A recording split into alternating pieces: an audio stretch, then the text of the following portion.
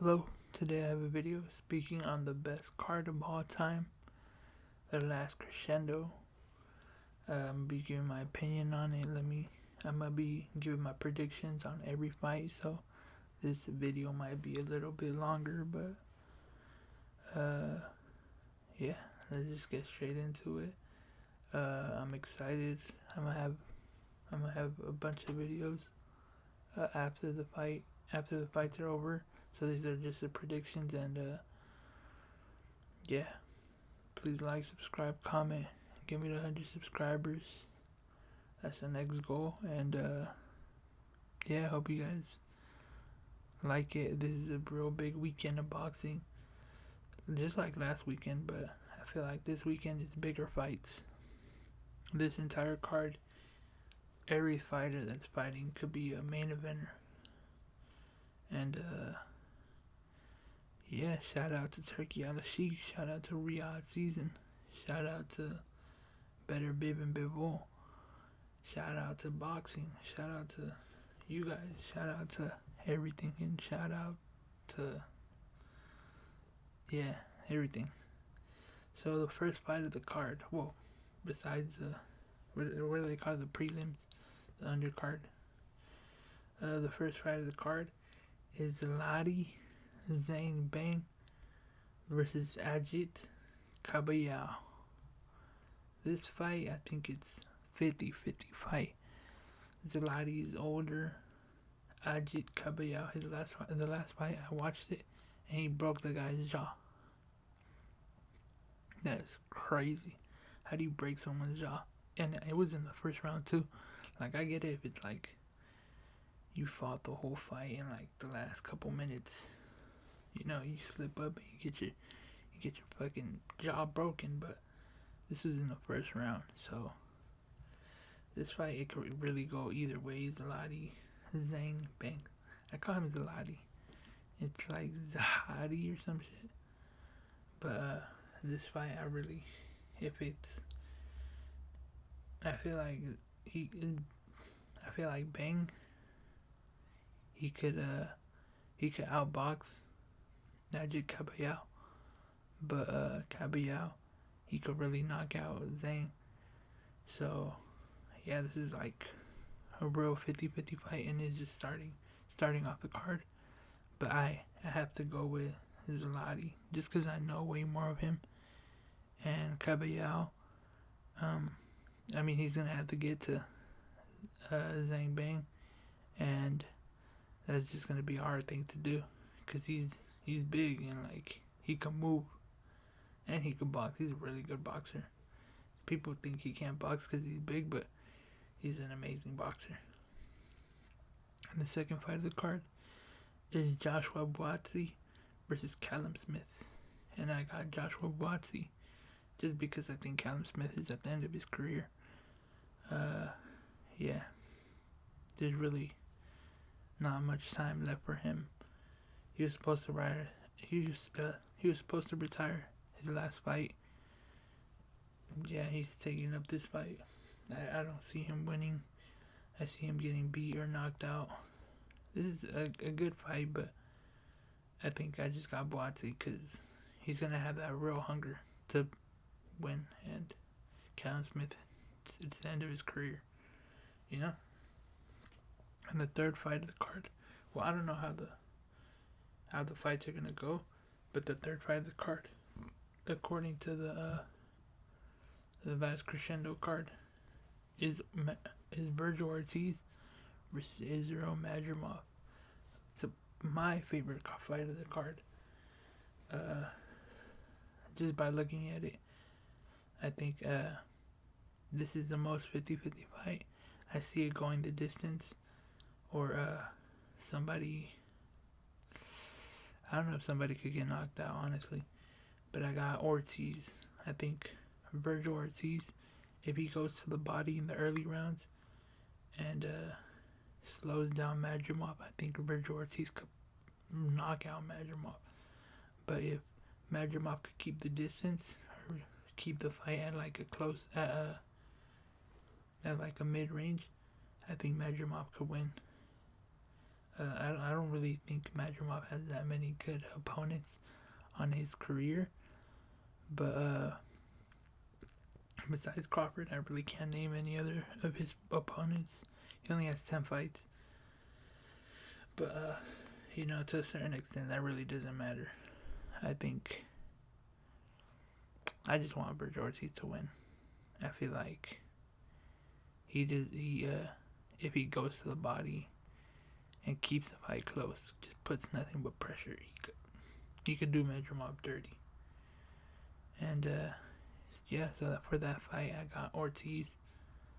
The next fight after that is Carlos Adames versus Hamza Shiraz. This fight is 50-50. But I have to go Hamza Shiraz just because he's the more lengthier fighter, the stronger fighter. And Hamza Shiraz, he's just an amazing fighter. I think if he could keep it at a distance, or honestly, if he could keep it close, he could really put some damage on Carlos Adames. And should be a good fight. If Adames, I'm pretty sure he's Cuban. If he brings out the Cuban style in it, I think he could give Hamza Shiraz some real problems. But they both have to be on their A game. And I see this fight, I see Hamza Shiraz winning, honestly. It could be either by knockout or by a decision. But yeah, I got Hamza Shiraz. For the next fight, it was supposed to be Shakur versus Floyd Schofield. But Floyd Schofield got injured, or no, he was injured. He got sick. And honestly, I had Floyd Schofield beating Shakur just because Shakur's hands, there's been like recent posts and a lot of stuff. His hands are looking real weak and hurt. But now it's Shakur versus Josh Padley because Floyd Schofield pulled out. I got Shakur beating Josh Padley just because I feel like Shakur,